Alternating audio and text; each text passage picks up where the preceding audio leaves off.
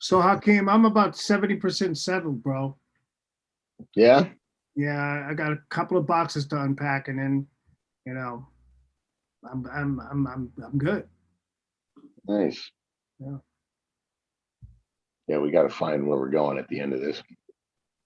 So Hakim, I'm about 70% settled, bro. Yeah, Yeah, I got a couple of boxes to unpack, and then you know, I'm good. nice. Yeah. Let's see here. Yeah, we got to find. Can you guys still hear me?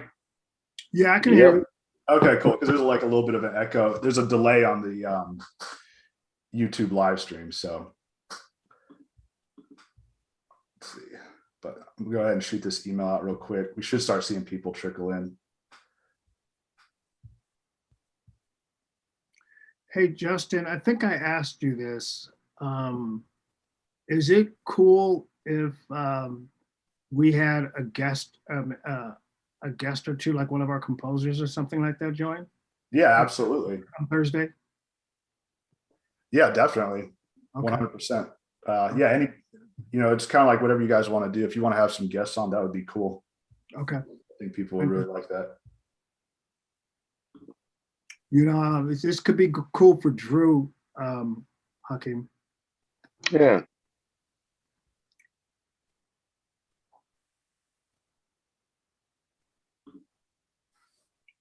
You got dark, Hakim. You're like Oh, the Phantom. yeah. It's the lighting here. What was that thing that happened back in the 90s? What was that? The Confessions of an Unknown A&R Executive, something like that. Oh, yeah. That? Mm. That was you a couple seconds ago. Yeah, exactly. All in the shadows. I have to disguise my voice. This guy, Justin, this A&R guy, did an explicit interview about how record companies rip artists off, but he wouldn't identify himself, and it was a big mystery who it was, but it was some A&R guy, and is like, this is how we fuck you, this is how we fuck you, and this is how we fuck you 10 times over. And it was a moment. I think sounds very insightful. Yeah, it was a moment. Well, what's crazy is that nothing changed. Yeah, I know. Yeah, all that information, nothing changed. Yeah.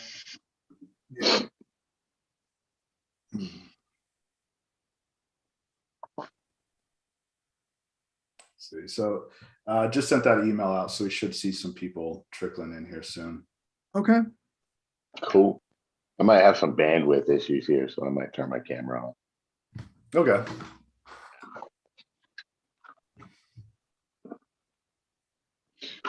Yeah, man.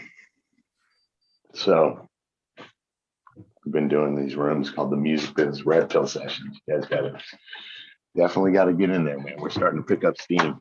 Yeah, I know, brother. I know. Oh, you know who was there yesterday? Bert. Oh, Bert was? Yeah. Bert came in yesterday. Nice. Bert Justin is a friend of ours who did a lot of work with Michael Jackson. Oh, really? Yeah, and then actually after that, Bert's kids got some work doing as actors and actresses on some Disney shows. Oh, that's cool. I mean, he's a really solid guy. And Modern Family, right? Yeah. Yeah, the twins were on Modern Family. Couple of they had a little arc on there. It was dope. Yeah, a lot of stuff. They've been in a lot of stuff. I see them pop up. I see either one of them pop up in TV commercials all the time. It's pretty cool. Did he say anything about our mutual friend? He asked about him. Yeah. I was thinking a lot about him yesterday. I'm just wondering how he's doing. Yeah, well, you know me. I think the future is where we've been building. No doubt. Yeah. No doubt. Yeah, you know, as much as think I like that him, he's super old school. yeah, I think that all these models are changing, and I think that's okay. I think that navigating our way through it is going to be, Yeah. you know, All right, cool. Well, we got a few people coming in here now, so we can go ahead and kick it off if you guys want. So welcome everybody. This is Jerry Davis and Hakim Draper we have with us today. Jerry and Hakim are both tremendously knowledgeable about the music industry. They have collectively many decades of experience in the music industry. And they're really passionate about teaching and educating artists. And they've got some really valuable insights that they're going to share with you here today. First, I guess I'll let Jerry and Hakim, whichever one of you guys wants to go first, give a little bit of background on how you got started and your experience and everything, and then we can kind of roll right into it. All right. Hakim, I never get tired of hearing you speak. you want me to start? I'll start. Appreciate it. So my name is Hakim Draper. I'm third generation in the music business. My grandfather toured the big band circuit and recorded with Jelly Roll Morton. My father composed with Coltrane and, toured with a bunch of, Max Roach, Jackie McLean, and a bunch of jazz legends. And I grew up hanging out in recording studios with the guys he used to party with, like Mick Jagger and Rolling Stones and Jethro Tull and all those guys that he used to hang out with. And I've seen the business go every single which way it could go, good, bad, and ugly. He went through a lot of that himself. And when he passed away, I was about 15 years old, and a really good friend of his introduced me to his rights. Now I assert myself in all of that conversation. And that opened up a whole world for me. And ever since then, I've basically been at the intersection of, creative IP and how we protect and monetize it. I've built and sold a company to Warner Music. I've served as an executive in the Silicon Valley. I've served as an executive for Warner for about 4 years. And now I just run around the country with Jerry. We do a lot of education and outreach. We try and give artists the knowledge and information they need to both leverage what they're trying to do and protect themselves as they start to build their careers and their foundation. And we do that every day. Yeah.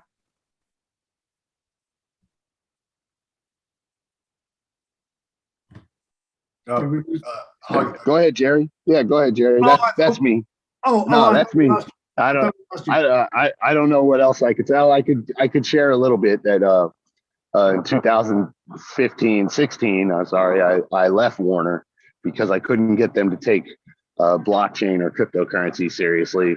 So we led a project with my band of merry marauders here. We led a project where we tokenized the Old Dirty Bastard estate. We worked with the Old Dirty Bastard estate, and we tokenized their fan base, and we worked with Wu-Tang and a bunch of other artists in that ecosystem to explore how you responsibly can tokenize a fan base without cannibalizing revenue from either side and make it mutually beneficial. That was a 3-year program that ran for the full extent of the 3 years. It did very well. That also was one of the first crypto projects that made it onto the SEC's Edgar database, which is a database, public-facing database that lists all properly registered investment offerings. And so we were, one of the first up there on that front. We're all about the sort of Web3 and decentralization and where it's heading, as long as it's done responsibly. And as long as people are educated in a way that enables them to, again, maximize opportunity, but also protect the value of what they do every day as a creator. And that's kind of where we live today in the intersection of all of this stuff. Yep. So I'll go. I guess I'll go next or now. My name is Jerry Davis. I'm just entered my 39th year in the music industry. I come out of Northern California, specifically Berkeley. As an undergraduate, I worked at Cal X Radio, campus concert promotions. Um, I also embraced and used to represent heavy metal bands in the Bay Area.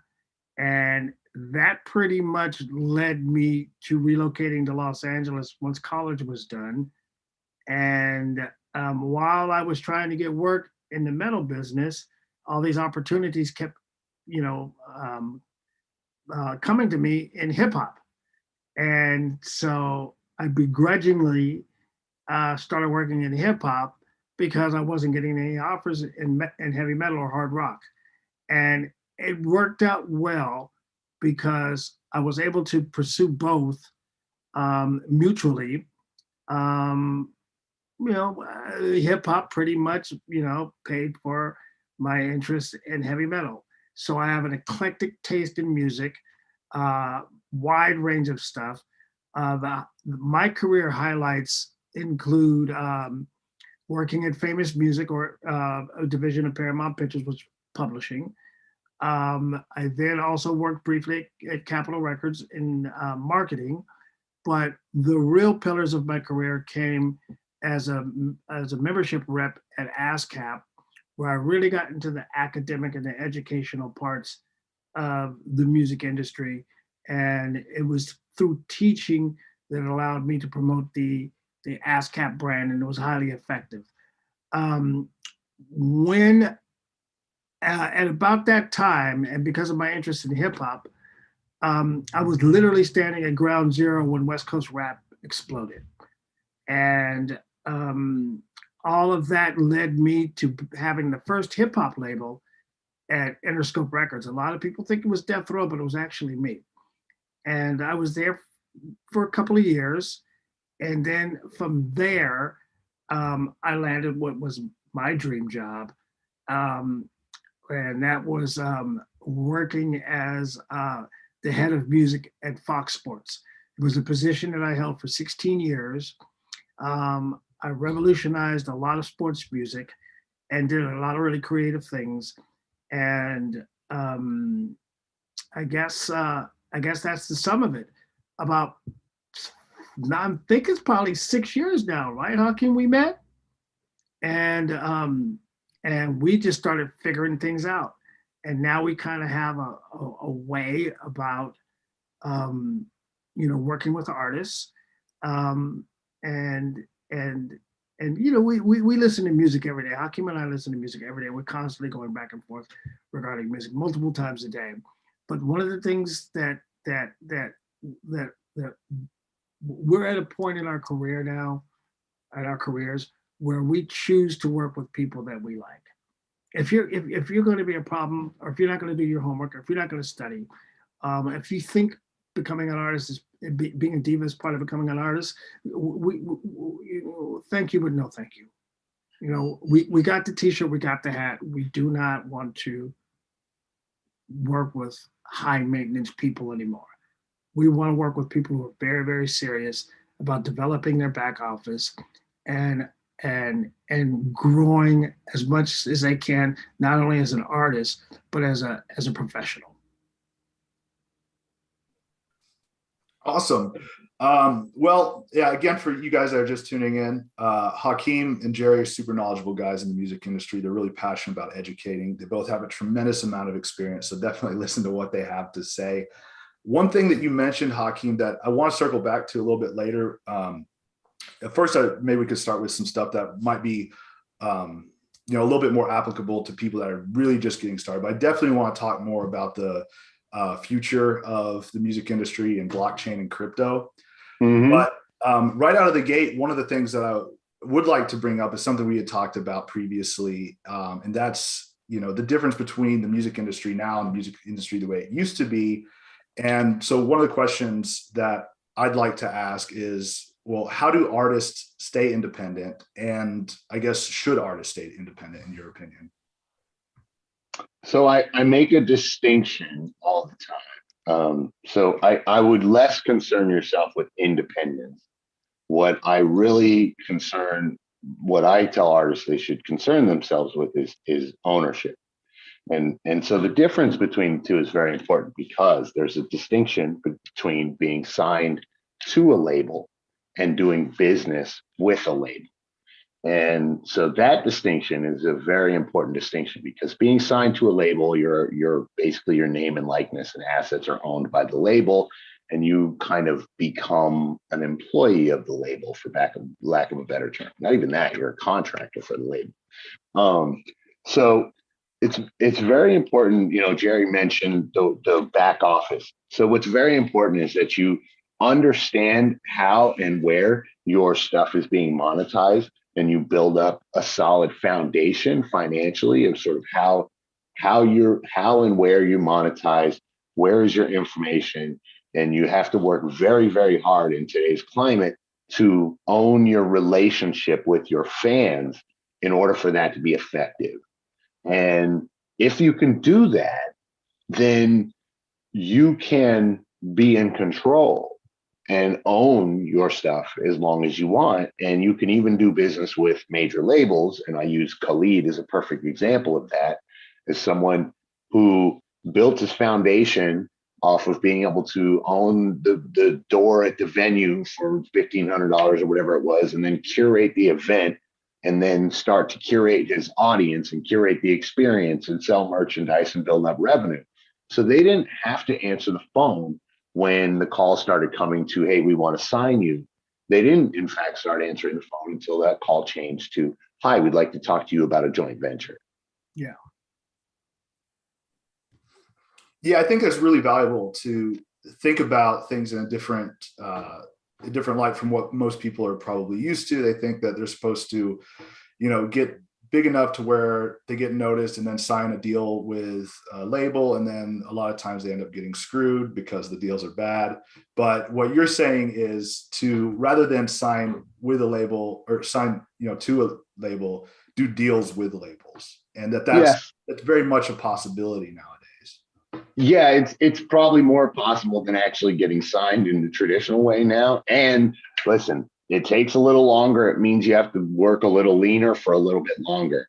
Yeah. But, you know, it also at a point that a label would be willing to call you up and sign you, you're onto something. And if you keep going and don't sign that first piece of paper that's put in front of you, you're probably going to build up a nice little career where you get to own the core relationship with your fans. Yeah, because I think nowadays artists, because there's so many tools available, because you have social media, because you can record in your basement now, because you have digital distribution that anybody can, you know, sign up for, anybody can get their music distributed globally very easily and very affordably, that now artists just have a lot more leverage than they used to have, I would say. Yeah, for sure. I mean, and listen, the work is still hard, right? I say all the time, it's a huge challenge to find your foundation, to find your footing and start to be able to monetize. But think about the proposition here. What you're doing is you're trying to create your dream job. Yeah. It's a hard job. Yeah. It's a job. It's a very difficult job. But if you can get it, best job in the world. Yeah. So I know that both of you guys have a lot of experience in publishing. I know with my conversations with Jerry, especially, he's always harping on the importance of owning your publishing, owning your music. What do you guys say about that? And like, what would you say the number one thing is that unsigned artists need to keep in mind if they want to succeed in the music industry long term? Well, again, going back to something that's now being mentioned for the third time, is it's really important to have the back office set up, including all of your performing rights stuff, ASCAP, BMI, CSAC, having your publishing company set up, having songwriter splits established between the people that you potentially or possibly collaborate with, or including band members. And the reason why that's important is that whether it be a traditional model, or which is really kind of fantasy nowadays, or the model that Hakim just laid out, when it comes time to put the rubber to the road, all that is already established before the money starts coming in. Therefore, there's no problems, no beef, no litigation, no infringements, any of that kind of stuff. And it just makes it a smoother ride. And then it just makes it a healthier relationship between all parties involved. So again, I would think the first thing that comes to my mind is having that back office set up. So that's the first thing. And by having it set up, you know, it's easier to get got, you know? In other words, if you know what's laid out in front of you, if someone says something inappropriate or something that's not to your advantage, your awareness is here. So you're like, no, this ain't right. No, I'm not doing a sub-publishing deal. I'm not doing a co-publishing deal. You know what I mean? I'm not, no, I'm not giving away any of my assets. And so that's the first thing that comes to my mind is the back office. Hakim, did I miss anything? No, I totally agree. I think that, you know, it's one of the things, and I will just add on top of that is that, you know, the accuracy of your information could literally dictate your ability to have a career. Yeah. And, you know, we've seen people who, you know, get an opportunity, and it could be a very significant opportunity, you know, $100,000, $200,000 license. And they tell the person that there's no samples in it, and they submit it, and there, it turns out was a sample in it, and you're done. Yeah. You know, and, you know, hopefully the music supervisor caught it in time to be able to save their career, because you just jeopardized their career, and that's going to get around. And now the information is trash. And knowing what the data is and being able to have some kind of record of that stuff. I would add, clearing a sample is not impossible. It does cost a little bit of money, but if you insist on using samples, I have no affiliation with this company. I'm just a fan of a model that works. TrackLIB.com is a company that does sample clearance for legacy catalog holders. They do have some decent music in there. You dig around in there and probably find some pretty interesting stuff to sample. Like, you've got to stop taking the flyer on, you know, the most popular Marvin Gaye track or whatever it is, because those estates are super protective of those rights. And just, you know, one of our partners that we work with is a guy named David Lotwin. David Lotwin founded D&D Studios. That's where Jay-Z started his career. The B-side to one of their first big records was a song called Ain't No Nigga. And that record was an uncleared sample. They put it out. It was a B-side. That was not supposed to be the record that caught fire. The A-side was supposed to catch fire. The B-side was just filler. They didn't think that record was going to go anywhere. That record blew up, turned out being one of the definitive records in his career. But the owner of the original rights said, no way. We're not clearing this. No possible way. This is analog days, so there's already 1 million units on the street. Goes to litigation, and they lost 200% of earnings. Swallow that, people. 200% of earnings on one of your biggest records to date. So that means everything you made, and you got to match that. Yeah, so you are basically paying for the record. You're not getting paid, you're actually paying. And the more you make, the worse it gets for you. That's awful. You know, that actually happened to me in the early days of my career. One of my artists was in a studio, and in an adjacent studio, an A-lister was also recording, and this A-lister came in and did a verse, you know, because he liked what he was hearing. And I was given every assurance that it would not be a problem, that it was okay. And this was right before we went to mastering. And after we mastered and the record started to ship, we heard from the label. And we didn't make any money off of that record. It was a nightmare. Yeah, it's a real shame when that happens. It was like 30 years ago. Well, when you're the artist and when you're like financially liable for that, I just know like a recent experience that I had. There was like a mashup of Michael Jackson and Phil Collins that I absolutely was just obsessed with, listened to all the time. And then one day I tried to go listen to it on Spotify, and it's completely ripped off of there. It's gone now. And I would have to imagine that that has to do with licensing issues, that unforeseen licensing problems that DJ is probably now having to owe somebody some money for that. Yeah. Now, one of the things you guys were talking about was having the importance of having a back office in place.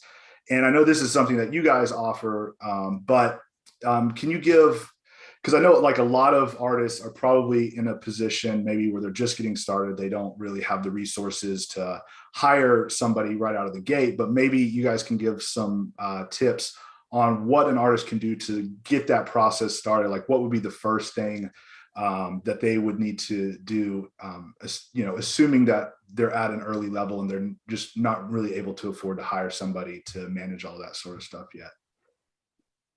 Well, the first thing that comes to my mind is that, this is a ubiquitous industry, meaning that there's people from all walks of life that are pursuing careers in entertainment.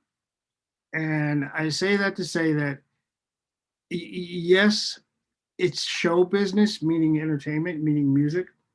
But you have a lot of people who realize that they don't have talent to be an artist, but they have the passion and desire, and they want to be able to represent artists. And you have people who are recently graduated from law school who don't have the background to work as an entertainment lawyer, but they have the passion and the heart. And that's why networking is so valuable, because you can easily find a like-minded person who's at the same point in their career as far as management or representation or even legal is concerned, and you can grow together, in other words, one hand serves the other. And I've seen that happen many times over throughout my career. There's a lot of people who are where they are today because they happen to be at the right place in the right time when someone like a Cypress Hill needed an attorney. And a friend of mine named David Cotico, just was looking for clients because he was fresh out of law school, and it happened. So that's one thing that comes to mind. So yeah, I think it's really valuable to network. Wait, can I add on that real quick? Yeah, sure, go for it. I want to add on that real quick. So the other thing I will say is that there are, now this is a bit of a warning as much as it is a tip. Look, there's a lot of people out here that are offering a lot of guidance and information. Yeah. And the challenge is, it's not what you've done. Okay. I don't tout all the artists that I've worked with, but I've worked with some of the biggest artists in the industry over the course of my career.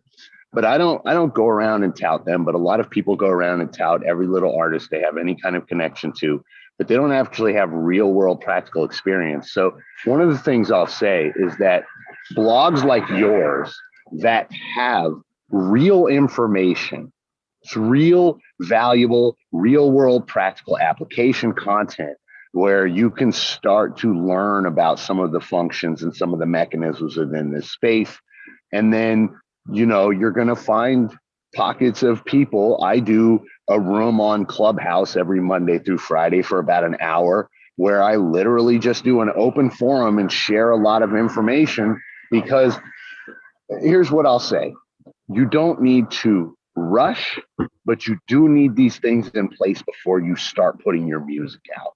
Yeah. And so take the time to, dig around, understand what is a PRO, a performing rights organization.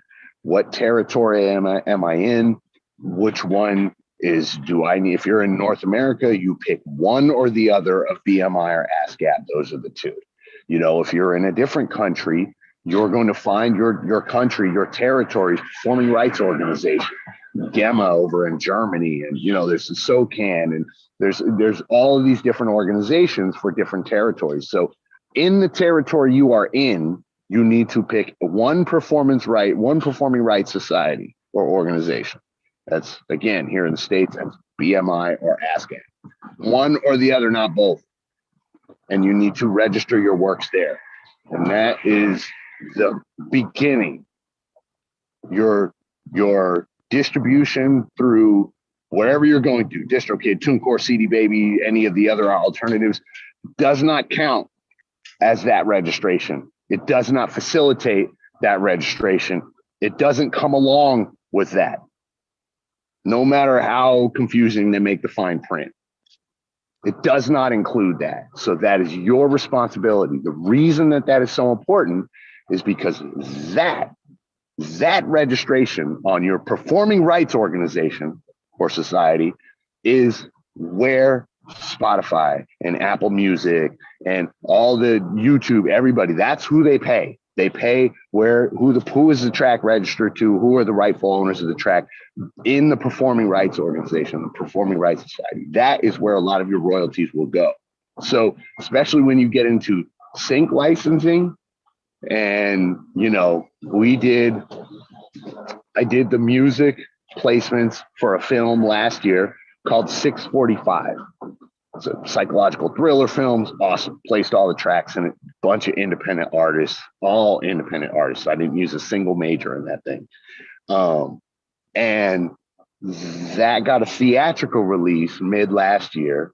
And probably at the next distribution, those guys will start seeing some of the revenue from that. So it's important that you have that information there so they know who you get registering with a performance rights organization would be something you probably want to do before distributing music or God, yes. Yep. Before anything. And listen, and I'll say one more thing. That also does not equal a copyright. Neither does mailing it to yourself. Yeah. There's where I'm a frequent speaker for the Copyright Office. I've been recognized both, legally and professionally as an expert on copyright and IP in the music space. And I will tell you that there's a lot of myths out there, but there's really only one legitimate copyright process right now. And we're working to change that. I'm working with a few people and working with the Copyright Office to change that. But for now, copyright.gov, the instructions are very simple. Follow the instructions and make sure that you're actually doing your copyright. It's very important. You got me giggling, Hakim, because let me just add one last thing. And yes, if the sample is 3 seconds or less, you still have to pay for it. It doesn't matter. Yeah. That is one of the biggest myths, arguably, in the whole performing right publishing industry that I've ever heard of it throughout my career. Well, what if it's, a couple of bars or less? Nope. Gotta pay. Again, I mentioned this recently to another group. The operative word when it comes to things like that is identifiable. If it's identifiable, meaning, good example, James Brown Scream, you got to pay for it. Yeah, that was the big hit Lil Nas X, Old Town Road, that it was already blew up by the time they realized it had a Nine Inch Nails sample in it. Fortunately, Trent Reznor is really cool about that sort of stuff, so he was just like, go for it. But that could have been a big problem. That was one of those situations where he could have ended up owing a lot of money. Well, the classic example in the early years was Vanilla Ice sampling Queen. Oh yeah. Yeah, I mean, they were clueless, and Under Pressure, they were clueless, and they put that record out, and I don't remember how successful that record was. I don't remember if it went #1 or not, but it was a huge record, and obviously it was his biggest record ever, and he had to give it all back, just like Hakim said a few minutes ago. So I'd like to point something out about your example. Sometimes what you see on the surface isn't necessarily how the business went. So if you look up Old Town Road, which I just did on Spotify, and you look at the song credits, they added Trent Reznor as a producer. Mm-hmm. So I'm sure on the back end, they offered him a settlement and added him to the split. Yep. So, the business was still done, even though Trent Reznor was cool about it, or it was settled quietly. Yeah. There's often times where we see these things happen, and then they start to bubble up, and then they quietly go away. Somebody got the bag, and somebody was certainly compensated for their creation. Yeah, so that's some really good insights there too, and definitely something that artists need to be thinking about. Now, one of the things, Jerry, you mentioned a minute ago was the importance of networking. Because, yeah, if you're a new up-and-coming artist, you don't have a lot of resources to yourself, but there are a lot of people that can help. What would you say would be the best way for artists to go about that, to start meeting people that might be able to help them out with the back end sort of thing? Well, I'm not sure how to answer that, and partially because we're living in a new world now, and I'm still trying to figure it out. Meaning that pre-pandemic, conferences, seminars, workshops, going to see live bands, pressing palms, giving out business cards, all that stuff, hanging out in studios, all that stuff were contributing factors towards networking. Paying attention to the landscape of the industry too. But now with, post 2020, it's a lot of Zoom calls, and it's, like I said, networking with entities like the PROs and seeing what they have to offer. And I've seen an uptick in this, but I'm not quite sure how effective it is at this point. It's as though the verdict is still in. Well, here's the challenge on that. And so again, like I do a open forum room every day from 8 to 9 a.m. or sometimes we run longer, Pacific time. And it's on leveraging a social media app. There's lots of people on the app all the time. We also occasionally do Twitter Spaces, but the balance is they're still finding a balance with all of these platforms because of the sort of conversation we had earlier, right?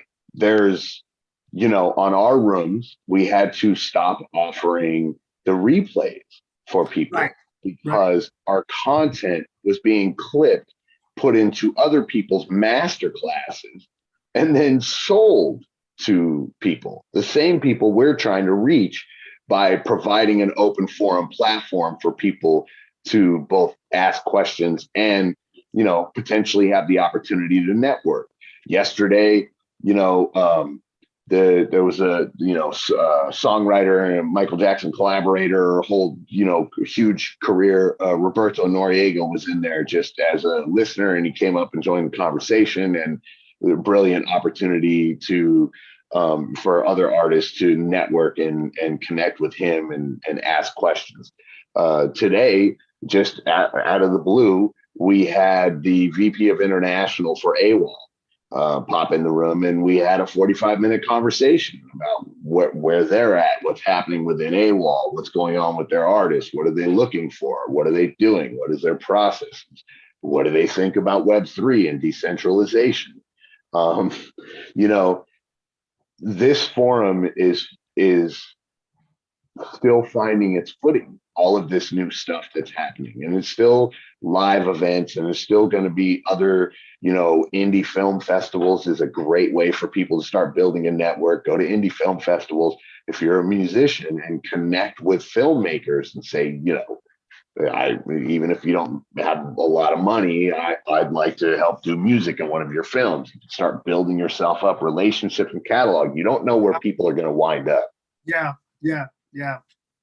That's a good point. I forgot about that one. Yeah. Hakim, do you want to share where people can, because you mentioned you do a thing on Clubhouse. Yeah, it's on Clubhouse. Yeah, every Monday through Friday at 8 a.m. Pacific, and we call it the Music Business Red Pill Sessions.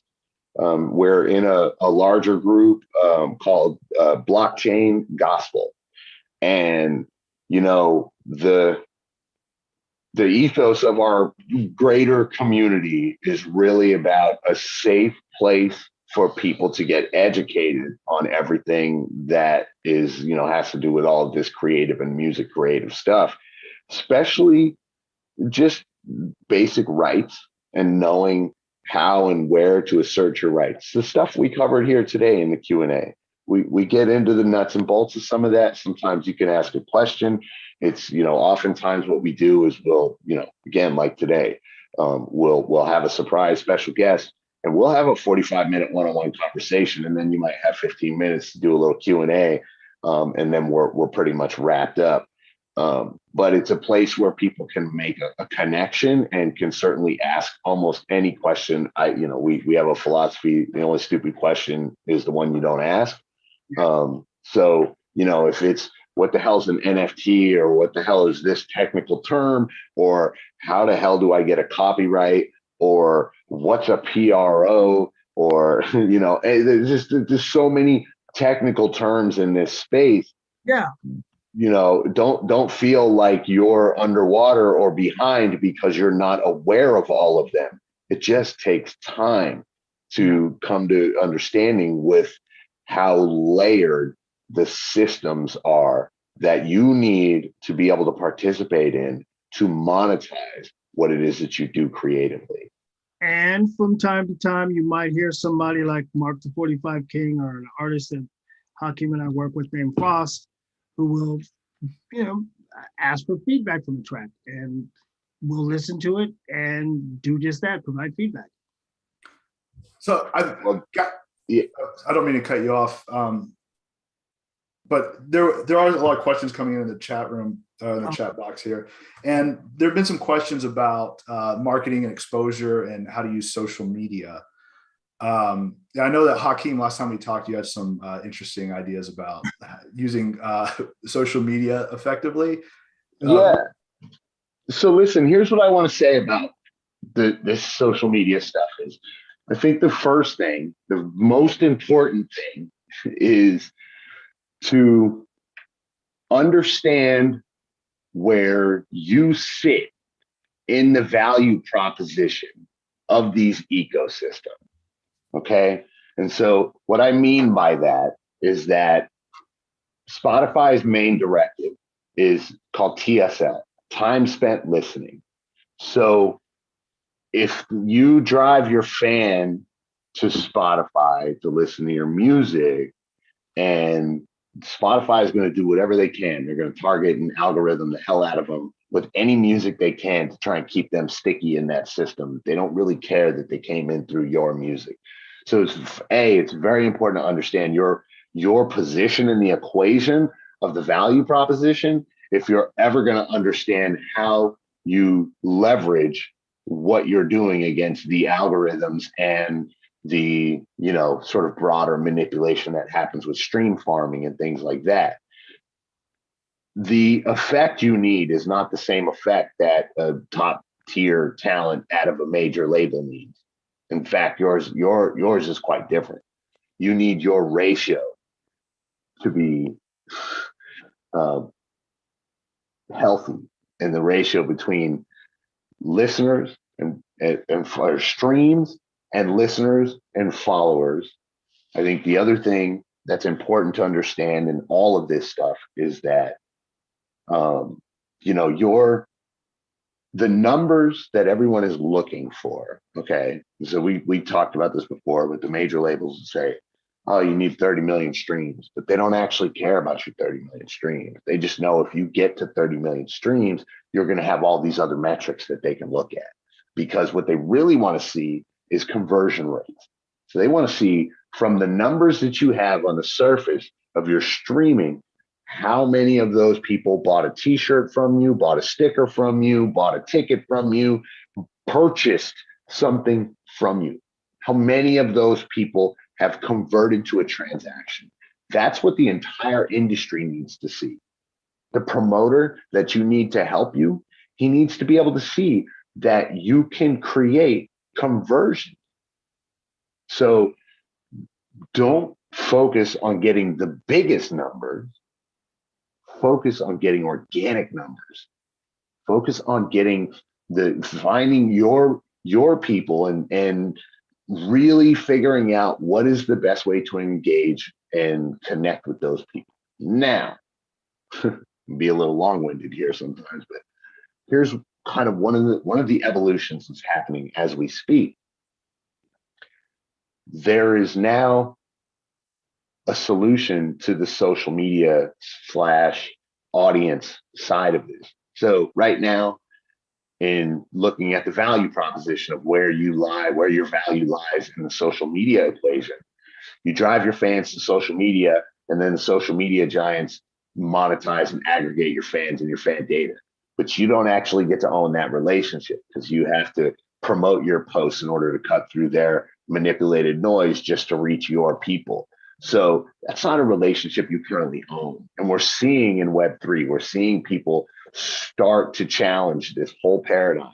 And they're doing it in ways that are creating sustainable revenue, significant revenue, that are allowing them to actually deal with this side of it second.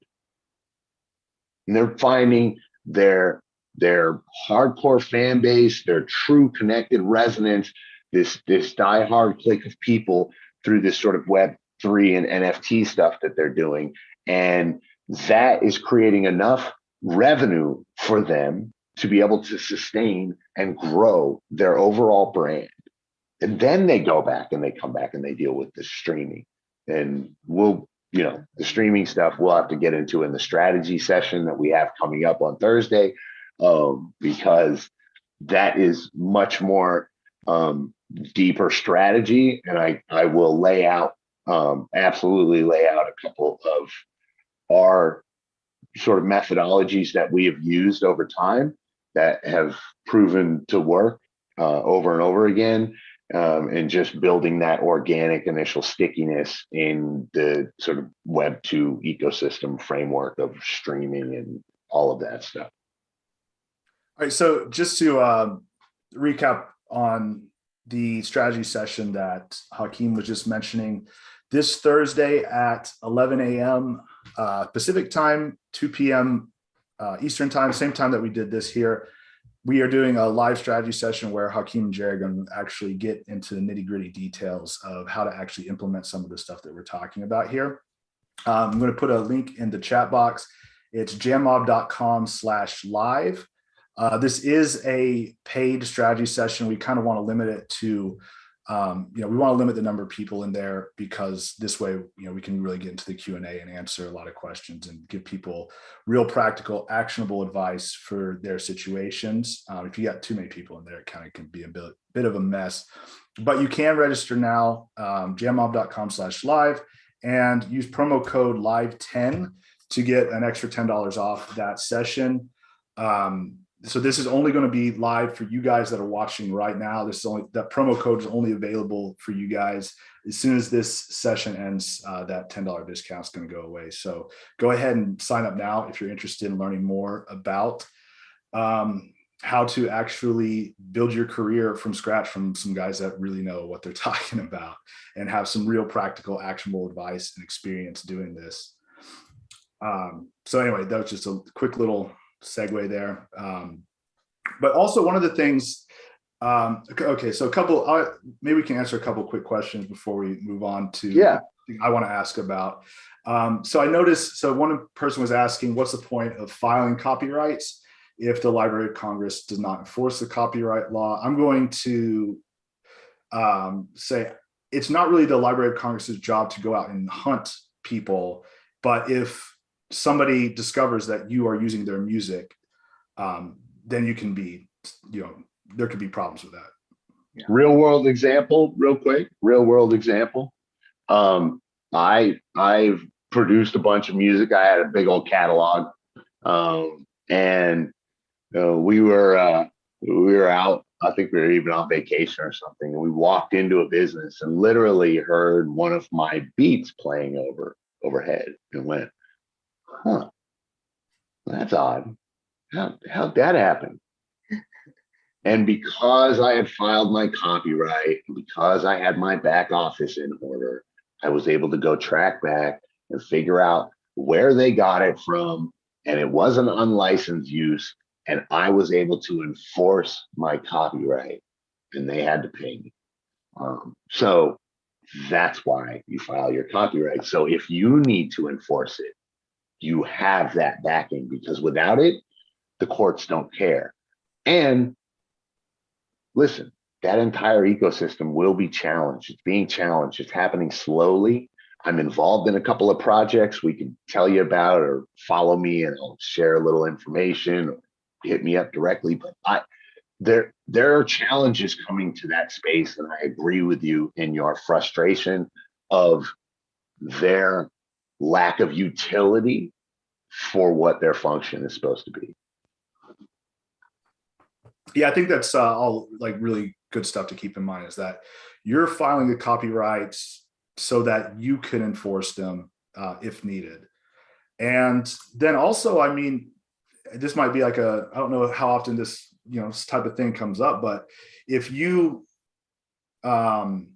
maybe you don't file a copyright, I don't know. I'll have to have got a little bit of a brain fart there. So I'll just no, I've had, this is why I file all of my copyrights, is because I had a track that I was working on. It was kind of halfway produced, and we were circulating it to a few people, and it popped up about 6 months later as a finished track with another artist on it, credited to another producer, and I had no leg to stand on. Yeah. So you definitely don't want to run into that sort of situation at all. All right, so another question, I don't know, this one might be kind of tough to answer, but somebody's asking, when you're independent, what kind of ballpark budget does a person need to maintain without burning oneself out trying to do it all themselves? I don't know if that makes sense. But like, Well, it makes sense. I don't think there's a one size fits all. I'm gonna let you jump in, Jerry. well, yeah, look, I was just gonna say, if you're doing, I mean, the benchmark for marketing is independently, it's 40,000. Yeah. Yeah, I'd say about 40,000. I mean, after production, after mastering, after doing all the things that you need to do just for marketing, you're probably looking at about 40,000. and that's going to, because I think that a lot of people probably might not have that kind of money set aside, but what you're saying is like having a $40,000 budget to put towards your music, that can be a huge game changer, I think. Absolutely. Right? Like in terms of, going from completely unheard to like actual, some actual level of real success when people hear your music and you build a real solid fan base. Yeah, actually, yeah, probably to some sustainability even, right? Where you're making enough to continue on. Yeah, absolutely. Like, but there are things that you can do to get the ball rolling, right? Like, engage your audience, like you were saying before, try to focus more on those organic listeners, organic followers, and just kind of start off small, and then as you're able to afford to put more into it, of course you can. So one of the things that Hakim, you brought up a couple of times that I'd be interested to hear a little bit more about, and I'm sure everyone else would too, is you mentioned blockchain, crypto, NFTs. Now, is that something that you see as being maybe the next big phase of the music industry going in that direction? And, how do artists prepare for that? What are your thoughts on that? Yeah, listen, I think that it's the future of building sustainability from a creative standpoint. We're seeing it happen now. We've been involved in it. I've been around the blockchain space again since 2015, 16.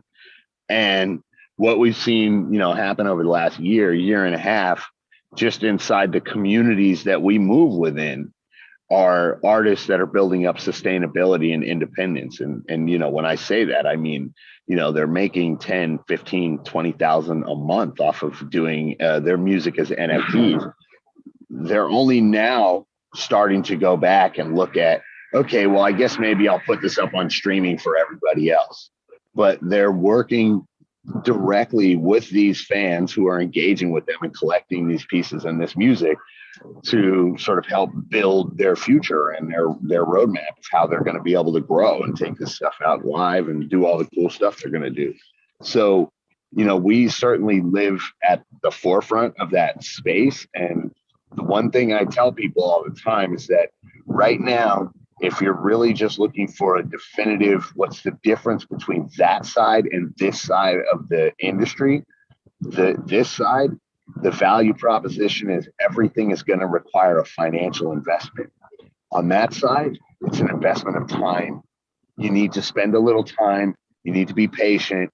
You need to find the right places where you can get properly educated about what's going on there in a way that resonates with you. And I might explain something one way and Jerry might explain something another way. And, you know, we might have four or five other people might explain it a whole different way. One way is going to resonate with you and you're going to really start to make these connections. You're going to understand there's nothing new over here. Everything that's happening in Web3, everything that's old is new again. Instead of selling tapes out the trunk, I hop on social media applications and I sell digital permission to own a copy of my song on your personal device. No different than iTunes, no different than selling cassettes out the trunk. Direct engagement, though, like selling cassettes out the trunk, because you're doing it in social forums where you're leading with, hey, this is who I am. And I spent some time. I moved around the community a little bit. I maybe even collaborated with a few people and I found my footing. Don't expect what you see in the headlines. There's a lot of lies out there. There's a lot of mistruths out there. Tory Lanez did not do those numbers that thing claimed that they did. There's not factually, I'm telling you right now, factually, it did not happen. So like, ignore all that. I've watched artists go from making $200-300 on their first drop to making $50,000 on a drop. And that was 6 months of time that they invested. They didn't put up a lot of money. In fact, all the NFTs that they've done to date are off of songs that were out on streaming for 5 years or more, and they couldn't get no momentum on them. And over here, in this new application, in this new playground with these new people who are looking to push the line on how they can directly engage with you as a creative and directly support your efforts as a creative, over there, that's brand new to them because they didn't wade through the swamp that is Spotify to find you. You connected with them directly.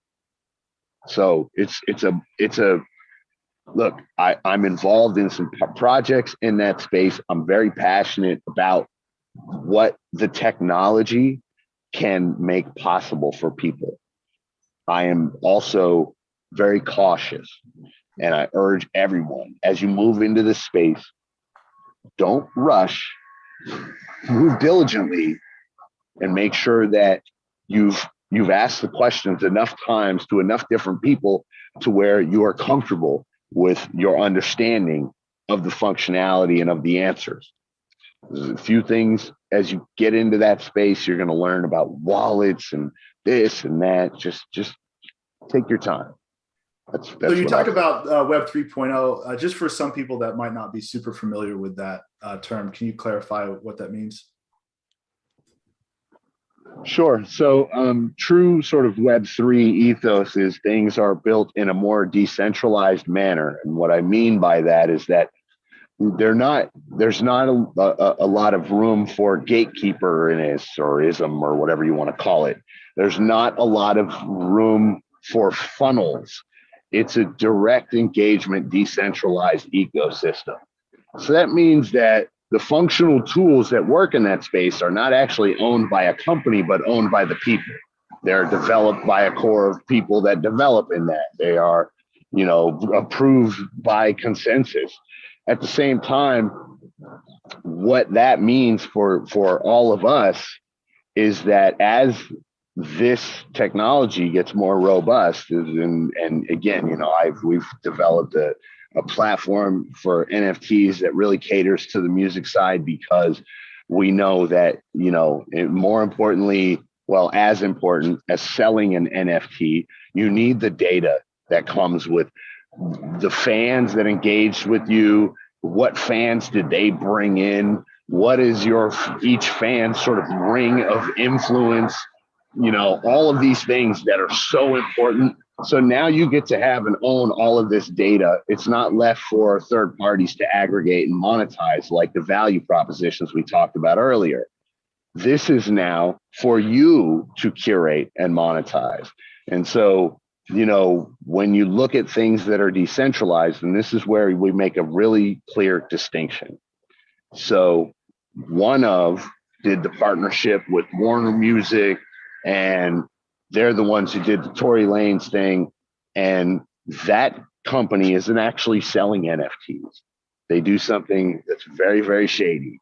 It's called a custodial wallet, which basically means that when you create a wallet for them, you're just creating a little section on their server. And when you buy something from them, they're just moving a little digital file into that section on the server. It's never yours. You can't take ownership of it. You can't sell it anywhere. You can't move it to any of the other existing marketplaces. It's not on any known, blockchain. It doesn't exist. They just took your money. It's just a ripoff. And when you go to whatever OpenSea or whatever the popular platform is, and you look at these NFTs, one of the things that you see is you can see where it's issued from. This is where we get real into Web3 stuff. There's a lot of transparency in Web3. And it's something that, I guess, like to your point earlier, you mentioned that it kind of eliminates a lot of the gatekeepers, which is in the way that everything's been evolving for a while now. Yeah, it does. And also, listen, it redefines those relationships to be much more symbiotic. Things can be done now rather than me having to. This is one of the transitions we made. Wait, sorry, hang on.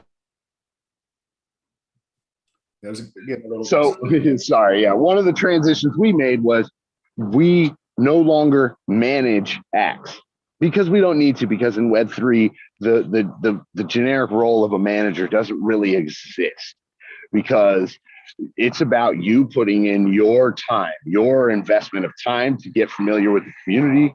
We can help educate you. That's fine. But everything has to be derived from you. The thing about transparency that's very interesting is that now in a decentralized or in a Web3 ecosystem, my fans get to see that whatever they're buying came from me.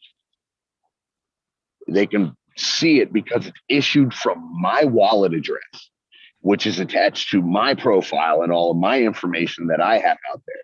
And some people choose to be anonymous, and some people choose to put their names out there. Me personally, I put my name on everything I do. I'm proud of it.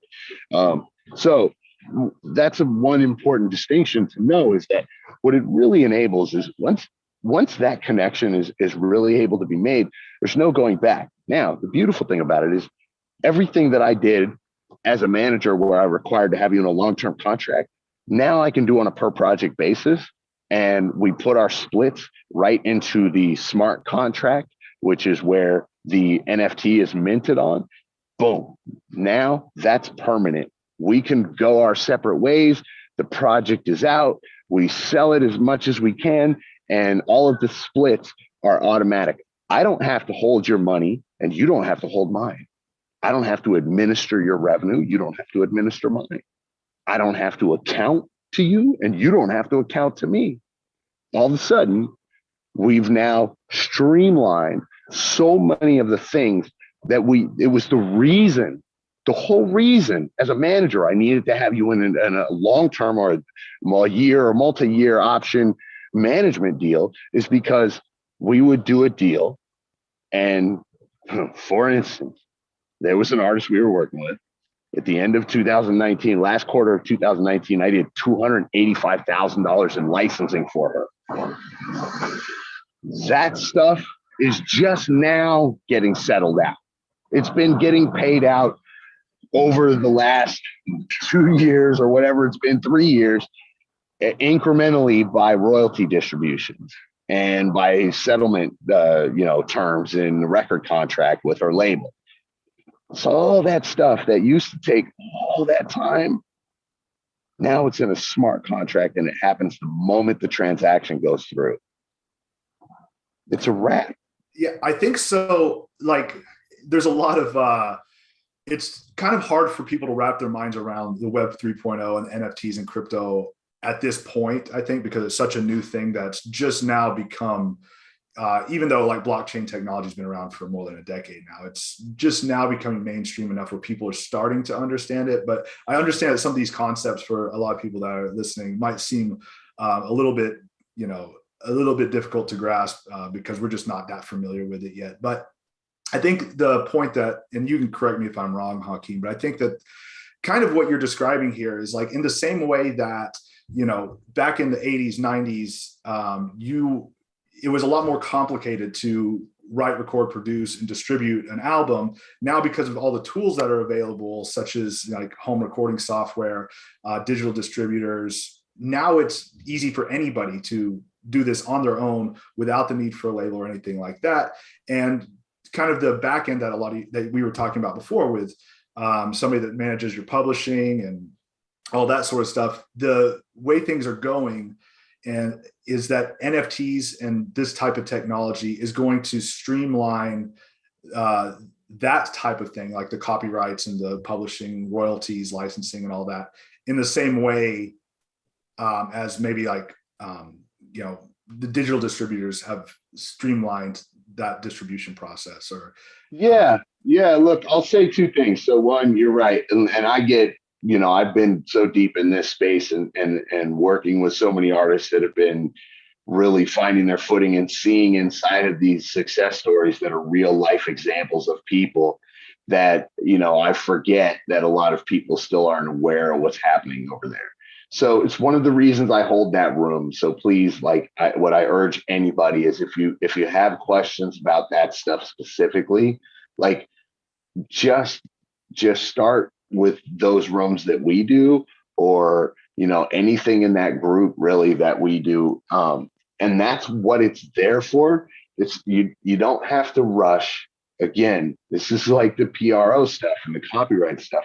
These things take a minute to wrap your mind around and digest, and you have to then build it into your process. It's a thing that most people, frankly, as you're teaching yourself to create music and teaching yourself to write songs and teaching yourself to record and teaching yourself to mix, and then you're like, cool, all right, I just got to find a distributor. And now there's this whole other thing that you have to figure out how to add into your process.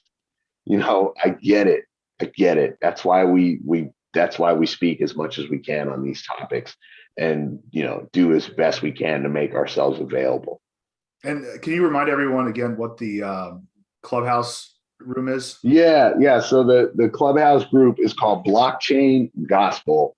And every Monday through Friday at 8 a.m. Pacific, we do a room called the Music Business Red Pill Sessions, which is basically where we really get into dissecting the Web 2 framework versus what's going on in Web 3, answering literally any questions, the most basic of questions that you might think is a very basic question. Listen, it's probably not only going to help you, it'll probably help somebody else to hear the question and hear it answered. So those things, that room, that's what it's there for. Cool. That sounds, I'm going to actually have to start attending that, I think, because I've been getting a little bit more into the whole crypto space myself and finally starting to wrap my mind around the value of NFTs and all this stuff. So I'm going to check that out. Well, it's just the beginning. And I'll say this one last thing too, which is I've mentioned a few times, but we're involved in some other projects that are not particularly NFT projects. They, stuff we've been building for the last 3 years. And so it's more around the functionality and capability of blockchain. And it's, for us, it's about building tools that are digestible for people, that they can leverage to manage their IP across all of this stuff we've talked about today, right? There's this sort of rift going on where you have this sort of whatever Web 2 that people describe, and Web 3, or however you want to call it. But there are becoming more ways for you to distribute and monetize your creative works. And our personal feeling was that is very exciting. We hope people continue to capitalize on every single way that they can to monetize their creative works. At the same time, we know that the tools to manage that information and that revenue have to improve, and we can't leave it to the BMI and ASCAPs of the world who operate under the authority of what's referred to as a consent decree, which is basically a government just saying to these guys, sure, you be in charge of that. So they have no motivation to innovate. They're not going to fix any of the problems that we face. And so we've been working on it. I know there's a few other groups that are doing some really good stuff in this space. Even some research groups that are just doing great research and providing a lot of information for people to just start learning about how they can add this into everything that they're already doing. So that's shared a lot of really valuable insights, and I don't want to hold you guys too much longer. It's been a little bit over an hour already. We're more than welcome to keep going as long as you guys want, but I did just want to remind everyone again, this Thursday. So again, Hakim and Jerry are super knowledgeable guys. They do this all the time. They develop strategy sessions for artists of all levels. One of the things Hakim was mentioning earlier was the difference from a new artist that doesn't have a lot of followers yet. The way you approach Spotify, the way you approach social media is going to be completely different from the way that a major label artist is going to go about it. You're just at completely different stages. Your methodology is going to be a lot different there. And that's why on Thursday, we're going to be holding a live workshop where Hakim and Jerry are going to share and break down strategies for artists at very different levels. So if you're just getting started or maybe a little further on in your career, you can learn actionable steps of actually what you need to do next to get your career to the next level. So again, just go to jammob.com/live to register for that. And for the next few minutes until we wrap up here, you can get $10 off registration with promo code LIVE10. That's LIVE 1010. I'm going to type that in the chat box right now. And yeah, so that was last time I'm going to mention that. And do you guys have anything else that you want to share before we wrap things up? Not that I can think of. Hakim? No, yeah, look, I think, it's been enjoyable. Obviously, we love to have these conversations and share as much of this information as we can. Tap in Thursday. We'll get deep into some real world strategy stuff. Just find us on social media. We're around, All right, cool. Well, thank you guys for joining us here and sharing these valuable insights. Hope to see some of you this Thursday. Thanks for everyone that attended. And yeah, that's it. We'll just go ahead and close things out, wrap it up. All right. Thanks, guys. Cool. Very cool. Thank you. Bye.